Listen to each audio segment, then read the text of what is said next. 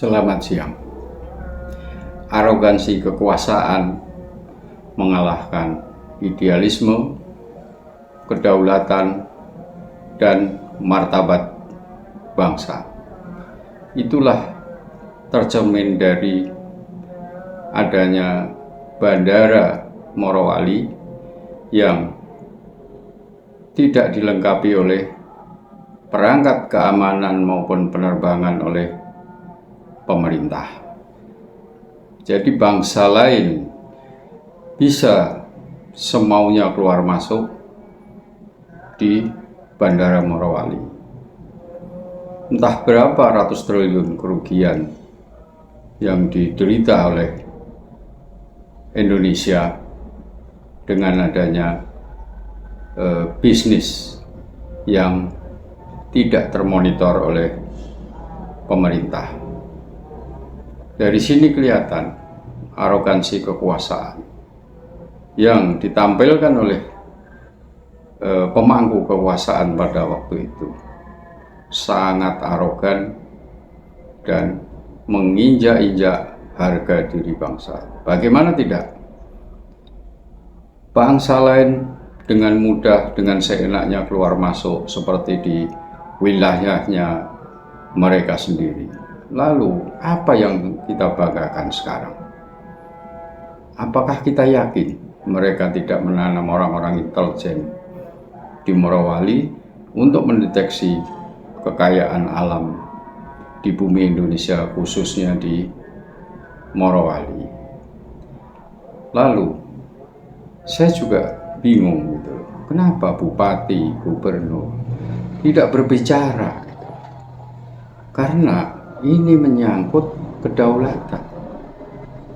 Lalu, pemangku kedaulatan, penjaga kedaulatan, TNI, itu bagaimana melihat ini? Kok bisa kecolongan bertahun-tahun lolos dari pengamatan pemerintah? Lalu, Kapolri dari sisi keamanan dan ketertiban, kemana selama ini? Kok bisa lolos? Bagaimana warga asing itu bebas keluar masuk tanpa ada pemeriksaan? Bagaimana tidak ada bea cukai di bandara? Apa yang mereka bawa masuk dan apa yang mereka bawa keluar? Kita tidak tahu. Oleh karena itu, inilah saatnya Pak Prabowo menyelesaikan kasus ini harus tuntas. Siapa yang terlibat harus diselesaikan secara hukum.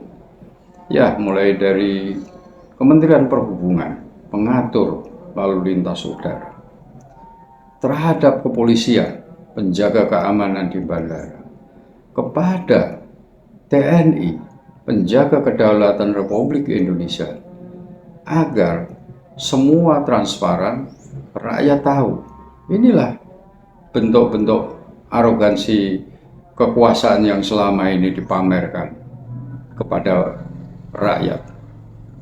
Mereka hukum tajam ke bawah, tumpul ke atas. Inilah akhirnya satu-satu terbuka kebobrokan pemerintah sebelumnya.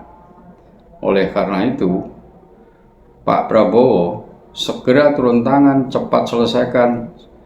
Siapa-siapa terkait, PT-nya itu punya siapa, semua harus diselesaikan dengan transparan agar rakyat tahu, puas. Lalu beri hukuman yang setimpal kepada orang yang menjual kedaulatan Republik Indonesia ini. Sehingga ke depan ada efek jera.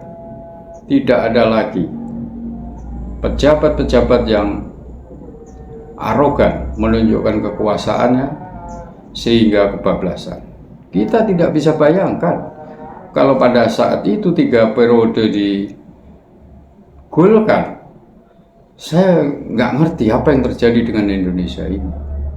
Untung masih ada Ibu Megawati yang konsisten, yang teguh memegang konstitusi.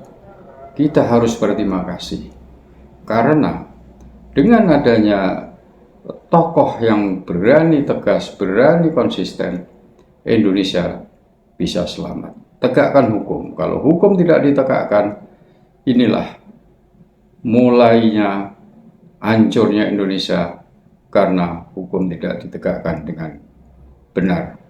Sehingga para pimpinan-pimpinan negara ini bisa seenaknya. Jangan sampai ada alasan lagi bahwa ini adalah izin lokal, urusan lokal. Tidak ada. Ini sudah menyangkut kedaulatan negara. Tindak semua, tangkap semua, interogasi, dan siapa terlibat dikasih hukuman yang setimpal. Saya kira itu. Terima kasih. Selamat siang. Arogansi kekuasaan mengalahkan idealisme, kedaulatan, dan martabat bangsa. Itulah tercermin dari adanya Bandara Morowali yang tidak dilengkapi oleh perangkat keamanan maupun penerbangan oleh pemerintah. Jadi bangsa lain bisa semaunya keluar masuk di Bandara Morowali. Entah berapa ratus triliun kerugian yang diderita oleh Indonesia dengan adanya bisnis yang tidak termonitor oleh pemerintah. Dari sini kelihatan arogansi kekuasaan yang ditampilkan oleh pemangku kekuasaan pada waktu itu. Sangat arogan dan menginjak-injak harga diri bangsa. Bagaimana tidak? Bangsa lain dengan mudah, dengan seenaknya keluar masuk seperti di wilayahnya mereka sendiri. Lalu apa yang kita banggakan sekarang? Apakah kita yakin mereka tidak menanam orang-orang intelijen di Morowali untuk mendeteksi kekayaan alam di bumi Indonesia, khususnya di Morowali? Lalu saya juga bingung gitu, kenapa bupati, gubernur tidak berbicara gitu? Karena ini menyangkut kedaulatan. Lalu pemangku kedaulatan, penjaga kedaulatan, TNI, itu bagaimana melihat ini? Kok bisa kecolongan bertahun-tahun lolos dari pengamatan pemerintah? Lalu Kapolri dari sisi keamanan dan ketertiban, kemana selama ini? Kok bisa lolos? Bagaimana warga asing itu bebas keluar masuk tanpa ada pemeriksaan? Bagaimana tidak ada bea cukai di bandara? Apa yang mereka bawa masuk dan apa yang mereka bawa keluar?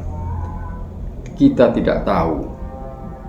Oleh karena itu, inilah saatnya Pak Prabowo menyelesaikan kasus ini harus tuntas.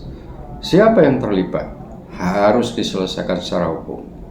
Ya, mulai dari Kementerian Perhubungan, pengatur lalu lintas udara, terhadap kepolisian, penjaga keamanan di bandara, kepada TNI, penjaga kedaulatan Republik Indonesia, agar semua transparan, rakyat tahu.